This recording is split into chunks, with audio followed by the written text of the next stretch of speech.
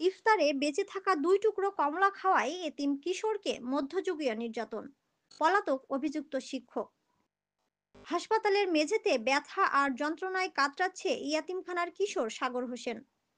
Cricket খেলার stump ও লাঠির অসংখ্য আঘাতে দগদগে ক্ষতচিহ্ন তার শরীরে। শরীরের প্রতিটি অংশে এই ক্ষত দেখে নিজেকে সামলাতে পারছেন না মমতাময়ী মা। ছেলের উপর নির্যাতনের ক্ষতগুলো হাত বুলিয়ে দিচ্ছেন তিনি, আর অঝরে ঝরাচ্ছেন চোখের পানি। ঝিনাইদহ সদর উপজেলার মথুরাপুর আদর্শ ইয়াতিমখানার বাসিন্দা এতিম সাগর হোসেন পাশবিক নির্যাতন করার পর ভর্তি করা হয় হাসপাতালে। ঝিনাইদহ সদর উপজেলার মথুরাপুর আদর্শ ইয়াতিমখানায় বুধবার ঘটেছে এই অমানুষিক নির্যাতনের ঘটনা। এ ঘটনার পর পলাতক রয়েছেন অভিযুক্ত শিক্ষক ইমরান হাওলাদার। সরেজমিন গেলে এলাকাবাসী জানান, মধ্যযুগীয় বর্বরতাকে হার মানিয়েছে মথুরাপুর আদর্শ ইয়াতিমখানায়। ইফতারে বেঁচে যাওয়া মাত্র ২ টুকরো কমলা খেয়েছিল কিশোর সাগর হোসেন। এরপর শুরু হয় নির্যাতন।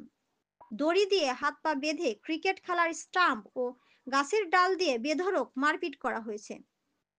এই মারপিটের কারণে সাগরের সারা শরীরে দগদগে ক্ষত সৃষ্টি হয়েছে। ওই শিক্ষক সাগরের সাথে ইয়াতিমখানার রায়হান উদ্দিন নামের আরো এক শিশুকে মারপিট করেছেন। তিনি দীর্ঘদিন ধরে প্রায়ই এতিমখানার এতিমদের উপর একইভাবে নির্যাতন করে থাকেন। পাশবিক এমন নির্যাতনের ঘটনায় অভিযুক্তকে গ্রেপ্তার করে শাস্তির দাবি জানিয়েছেন স্বজন ও এলাকাবাসী। এতিম কিশোর সাগর হোসেনের মা মধুমালা খাতুন জানান, গত সোমবার এক ব্যক্তি এতিমখানায় ইফতারের আয়োজন করেন। ইফতার শেষে কিছু কমলালেবু বেঁচে যায়। রাতে ইয়াতিমখানার বাসিন্দা কিশোর সাগর হোসেন সেখান থেকে ২ টুকরো কমলা খায়।